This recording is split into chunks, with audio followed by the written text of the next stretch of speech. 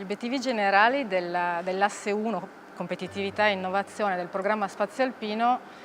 sono riassumibili in uno slogan: fare diventare lo Spazio Alpino un'area attraente e attrattiva per vivere, per lavorare, per la ricreazione, insomma per tutte le dimensioni sociali appunto dell'esistenza, in particolare focalizzandosi sulla dimensione economica e ancora più in particolare sul supporto alle piccole e medie imprese, che sono una parte importante della composizione economica dell'area,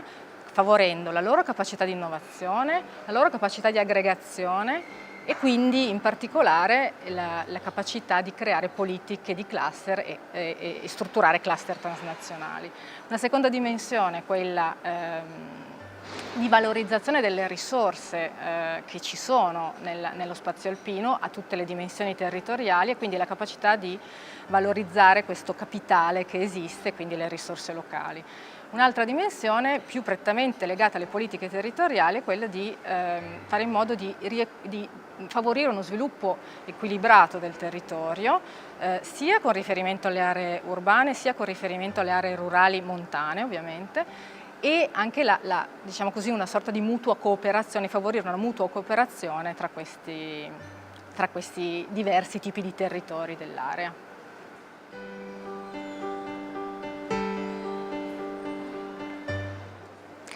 Criticità principali su cui il programma ha deciso di intervenire sono emerse dall'analisi che è stata condotta in fase di costruzione del programma. Ovviamente ci si è focalizzati su quelle aree tematiche che poi sarebbero state affrontate dal programma. In particolare ci si è focalizzati, è stata evidenziata una criticità legata alla composizione del tessuto produttivo, economico, imprenditoriale dell'area, cioè il fatto che è composto per la maggior parte da piccole e medie imprese. Questo appunto non è un male di per sé, però questo fa sì che comporta delle debolezze intrinseche nelle piccole e medie imprese, cioè nel fatto che le piccole e medie imprese hanno meno capacità interna di innovazione, hanno meno capacità e meno tradizionale rapporto, collaborazione con il mondo della ricerca, e invece questo porta normalmente un valore aggiunto, e questo fa sì che sia difficile per loro raggiungere una massa critica che gli consente di proiettarsi in una dimensione di competizione internazionale. La seconda diciamo, macro categoria di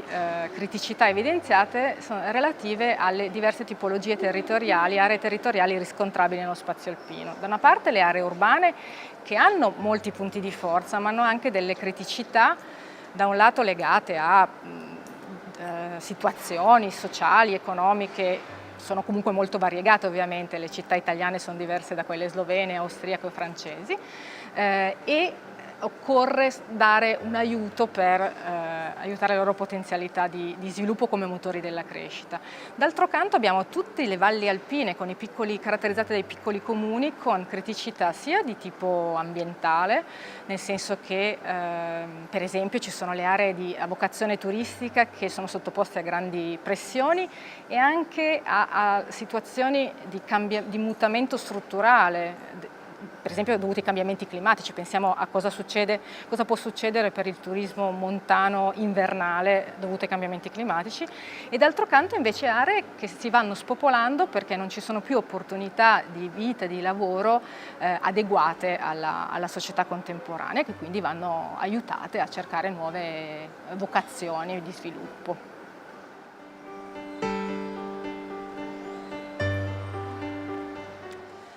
Attraverso l'approccio transnazionale che offre il programma Spazio Alpino, proprio la dimensione, non solo l'approccio, proprio la dimensione transnazionale e il suo approccio cooperativo, il programma Spazio Alpino consente di avere, rispetto ad altre politiche che affrontano più o meno gli stessi temi, una sorta di valore aggiunto, e proverei a sintetizzare questo valore aggiunto in 4 slogan, diciamo così, o comunque in 4 concetti. Per esempio, il valore aggiunto è nel migliore e maggiore accesso alla conoscenza, alle tecnologie innovative da parte dei territori, perché l'approccio cooperativo fa sì che ci sia un maggiore scambio di pratiche e di conoscenze. Il fatto che mettendosi insieme, lavorando insieme, le piccole e medie imprese attraverso diversi strumenti che possono essere sviluppati possono raggiungere più facilmente una massa critica che gli è necessaria per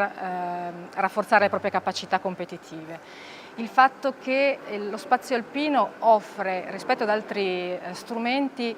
uno spazio di sperimentazione per modelli, pratiche, strumenti diversi, innovativi, che poi potranno essere adottati, anche replicati e trasferiti, e il fatto che le istituzioni possono cooperare insieme per definire politiche congiunte di tipo transnazionale che poi potranno servire da base per future politiche e future azioni.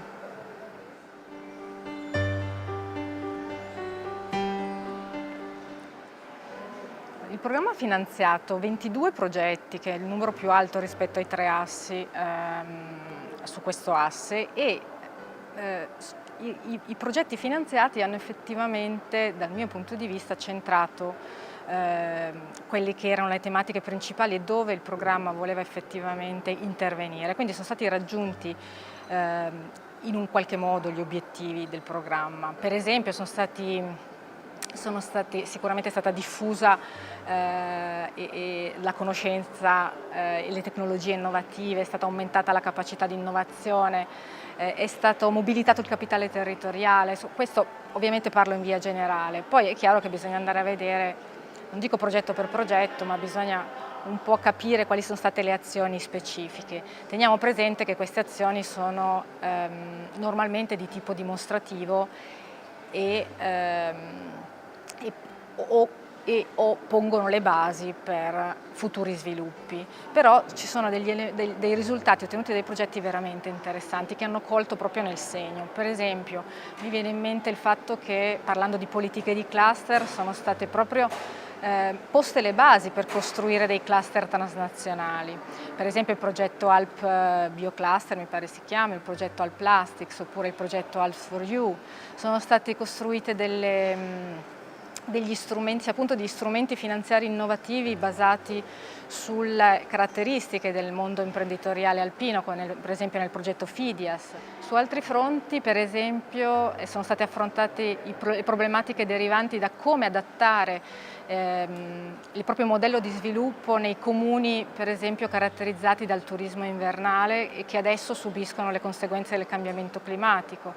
Oppure è stato affrontato il tema dei cambiamenti demografici, che è particolarmente sentito nelle aree montane. Quindi sono state sperimentate molte pratiche interessanti che potranno essere trasferite di adattamento attivo ai cambiamenti demografici in corso. Sono state proprio fatte delle azioni di formazione, di aumento delle capacità, mi verrebbe da dire, nelle piccole e medie imprese locali, quelle che magari normalmente appunto non accedono all'innovazione, ma sono quelle fondamentali per dare forza a un tessuto locale. Per esempio nel campo dell'efficienza energetica, che è un grande mercato, è un grande potenziale di sviluppo anche nelle piccole aree montane, le piccole imprese artigiane sono state fatte oggetto di azioni per migliorarne le capacità sulle nuove tecnologie. Sono stati sperimentate delle pratiche di sviluppo basate sulle risorse locali, e quindi come fare sì che le stesse comunità locali prendano coscienza delle loro potenzialità e che quindi costruiscano sulla base di quelle. Parlando di potenzialità intendo il capitale umano, il capitale territoriale, il capitale sociale ed economico presente, e che quindi ne traggano, insomma, beneficio.